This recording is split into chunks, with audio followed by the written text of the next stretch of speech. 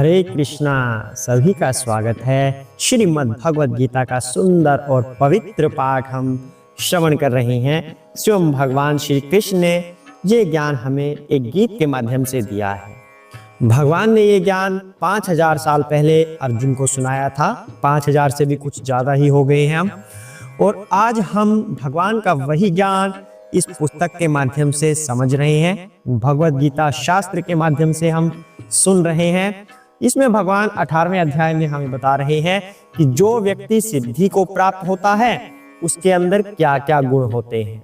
एक बहुत सारे लंबे चौड़े गुण भगवान ने हमें बताए हैं कि अगर कोई व्यक्ति आपके सामने ऐसा कहे कि हम लिबरेटेड सोल हैं, स्वतंत्र आत्माएं हैं, हमारे अंदर भी ये गुण हैं, हम भक्त हैं, तो चेक कर सकते हैं कि क्या उसके अंदर ये गुण पाए जाते हैं जो भगवान श्री कृष्ण ने हमें कल बताए थे। आज भगवान बताएंगे कि जिस व्यक्ति के अंदर ये गुण हैं उसके साथ आगे क्या होता है। तो वो जानने से पहले श्री कृष्ण की और गुरु महाराज की हम आराधना कर लेते हैं ताकि उनका आशीर्वाद हमें मिले और इस भगवद गीता के पाठ को हम समझ सके, हमें इतनी बुद्धि मिले उनसे कि हम इसको ढंग से समझ सके। आइए मिलकर प्रार्थना करते हैं। हरे कृष्णा। ओम ज्ञानतिमिरान्धस्य ज्ञानाञ्जनशलाकया चक्षुरुन्मीलितं येन तस्मै श्री गुरवे नमः।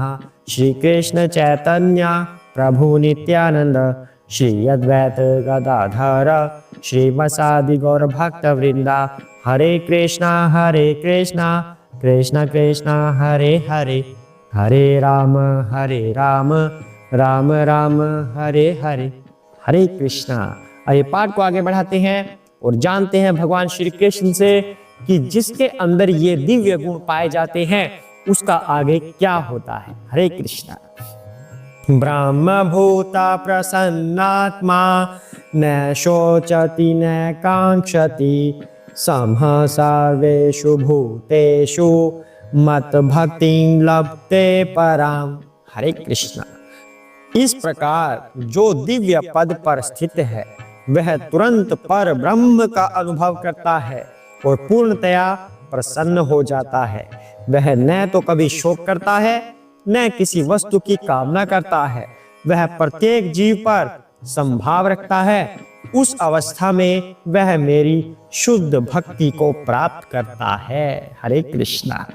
इस श्लोक के माध्यम से भगवान ने बताया कि जो दिव्य गुण कल भगवान ने हमें बताए थे उसके अंदर थोड़ा सा और ऐड भगवान ने कर दिया कि जिस व्यक्ति के अंदर ये सभी गुण पाए जाते हैं वह मेरी शुद्ध भक्ति में लीन हो जाता है, मेरी शुद्ध भक्ति उसे प्राप्त हो जाती है। तो आइए समझते हैं बारी बारी से भगवान क्या बता रहे हैं।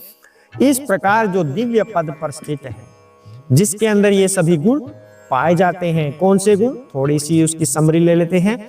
जो व्यक्ति बुद्धि से शुद्ध होता है, वाणी से शुद्ध होता है, मन जिसका शांत होता है, एकांत स्थान में रहता है, भक्तों की संगति में रहता है, और क्या क्या भगवान ने बताया था, सदैव समाधि में रहता है, पूर्णतया विरक्त रहता है, सांसारिक चीजों से दूर रहता है, धन संग्रह करने की भावना उसके अंदर नहीं होती है, किसी से ईर्ष्या नहीं करता है, काम क्रोध लोभ इन तीनों चीजों से दूर रहता है, जिसका मन शांत होता है, जो स्वामित्व की भावना अपने अंदर नहीं रखता, मिथ्या अहंकार से दूर रहता है, ऐसा व्यक्ति दिव्य गुण वाला होता है। और जो इस दिव्य गुण में स्थित है वह तुरंत पर ब्रह्म का अनुभव करता है। कहते हैं अहम ब्रह्मास्मि, मैं ही ब्रह्म हूँ। ब्रह्म तो हूं पर मैं पर ब्रह्म नहीं हूं। पर ब्रह्म तो श्री कृष्ण है। मैं ब्रह्म हूं मतलब मैं आत्मा हूं, मैं ही भगवान का अंश हूं, लेकिन मैं भगवान नहीं हूं। भगवान तो श्री कृष्ण है। उन पर ब्रह्म श्री कृष्ण का अनुभव उसे हो जाता है जिस व्यक्ति के अंदर ये सभी दिव्य गुण पाए जाते हैं, और वह पूर्णतया प्रसन्न हो जाता है। अब प्रसन्न तो होगा ही। जिसे भगवान श्री कृष्ण का अनुभव हो गया कि ऊपर कोई ऐसी ताकत है, ऐसी शक्ति है जिनकी शरण में हम हैं और जो हमारी हर पल रक्षा करते हैं, हम पर अपना आशीर्वाद बनाते हैं, हम पर अपनी कृपा बनाए रखते हैं, वो श्री कृष्ण जब उनका अनुभव होता है तो व्यक्ति प्रसन्न तो होगा ही। जो अच्छी आत्माएं होंगी, मतलब जो अच्छा व्यक्ति होगा, जिनके अंदर ये सभी दिव्य गुण होंगे, वह तो प्रसन्न होगा। और जिनके अंदर सभी अवगुण होंगे कंस की तरह, वह प्रसन्न नहीं, वह भयभीत होता है। तो दिव्य गुण वाले की बात हो रही है, तो हम उसी के ऊपर चर्चा करते हैं आगे भी। वह न तो कभी शोक करता है, मतलब उसे कभी किसी बात का कोई पश्चाताप या दुख नहीं होता, क्योंकि उसने कोई गलत कर्म ही नहीं किए, तो वह शोक किस बात का करेगा। और न किसी वस्तु की कामना करता है। कल भगवान ने कहा था काम क्रोध लोभ से दूर, मतलब कामना से दूर, इच्छाओं से दूर। ना तो उसे किसी वस्तु की आवश्यकता है, किसी चीज की इच्छा नहीं है, और न ही किसी चीज का शौक है, क्योंकि वह तो प्रसन्न है, वह तो भगवान की शरण में है, भगवान का अनुभव वह कर चुका है। तो उसे ना किसी वस्तु की आवश्यकता, न किसी वस्तु की कोई कामना है, ना कोई दुख का कारण ही है, क्योंकि वह तो भगवान की दिव्य भक्ति में लगा हुआ है, तो वह प्रसन्न रहता है। अब हम हमेशा ये बात करते हैं कि भाई खुश कैसे रहा जाए, बहुत दुख है जीवन में, ये दुख है वो दुख है, दुख ही दुख है। कैसे कैसे दुख हैं? पड़ोसी के पास बड़ी गाड़ी आ गई है, हमारी छोटी रह गई है। पड़ोसी का बेटा ये काम कर गया है, हमारा बेटा तो कुछ नहीं कर रहा। पड़ोसी का बेटा अमेरिका चला गया, हमारा तो यहीं पड़ा है, वो तो करियाने की दुकान भी नहीं खोल रहा। ऐसे ऐसे दुख हैं हमारे अंदर, कुछ ना कुछ छिपा कर बैठे हैं। पर भगवान कहते हैं जिसके अंदर दिव्य गुण है, उनके अंदर कोई शोक नहीं रहता, क्योंकि उसे कोई इच्छा ही नहीं होती, कोई पड़ोसी से ईर्ष्या भी नहीं होगी। और जब पड़ोसी से ईर्ष्या नहीं होगी, तो इस तरह के दुख अपने आप ही फुर हो जाएंगे। तो भगवान यहाँ पर कहते हैं वह प्रत्येक जीव पर संभाव रखता है। ये जीव, ये जीव, ये जीव, ये पशु, ये पक्षी, ये भेड़, ये बकरी, ये हाथी, ये स्त्री, ये पुरुष, सभी जीवों को एक जैसा देखेगा। ये भी भगवान का अंश, ये भी भगवान का अंश, ये भी भगवान का अंश, सभी भगवान के अंश हैं। तो वह इस तरह से देखेगा। तो जब वह इस तरह से देखेगा, तो उसके हाथ से कभी भी पाप होगा ही नहीं, क्योंकि अगर वह सबके अंदर भगवान को देख रहा है, तो वह कभी भी कोई दुष्कर्म, कोई पाप, उनके प्रति कोई हृदय विदीर्ण करने वाली बात, ऐसा कुछ भी नहीं करेगा। वह भगवान कहते हैं कि सभी पर संभाव रखता है, और ऐसा व्यक्ति मेरी शुद्ध भक्ति को प्राप्त करता है। कितनी बड़ी बात भगवान ने यहाँ पर बोली है। तो हमें भी इस तरह के गुण रखने का प्रयास करना चाहिए। अब ये मत कहना कि भैया हम तो गृहस्थ लोग हैं, हमसे तो नहीं हो पाएगा, ये सब चीजें कैसे करें। ये भगवान ने भगवत गीता गृहस्थ लोगों के लिए ही बोली है, क्योंकि जो सन्यासी होगा वह तो अपने आप ही इन सब चीजों का पालन कर लेता है। गृहस्थ के लिए मुश्किल होती है, तभी भगवान बता रहे हैं। ये सब गृहस्थ के लिए ही भगवान बता रहे हैं यहाँ पर। तो कुछ करना मुश्किल नहीं है, केवल इरादा करने की बात है, मन में सोचने की बात है कि हम इस राह पर चलना चाहते हैं या नहीं। चलिए आगे बढ़ते हैं भगवान, और इसके बारे में क्या बताएंगे। भक्त्या माम अभिजानाति यावन्यचास्मि तत्वतः तथा माम तत्वतः ज्ञात्वा विशते तदनन्तरम्। हरे कृष्णा।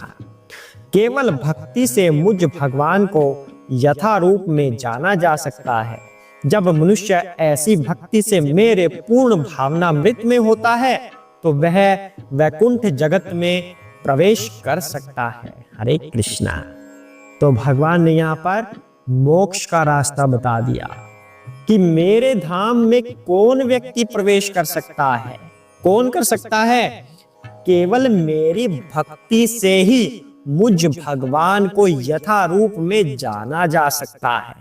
पर ब्रह्म श्री कृष्ण के रूप में हम भगवान को तभी जानेंगे अगर हम उनकी दिव्य भक्ति में लग जाते हैं।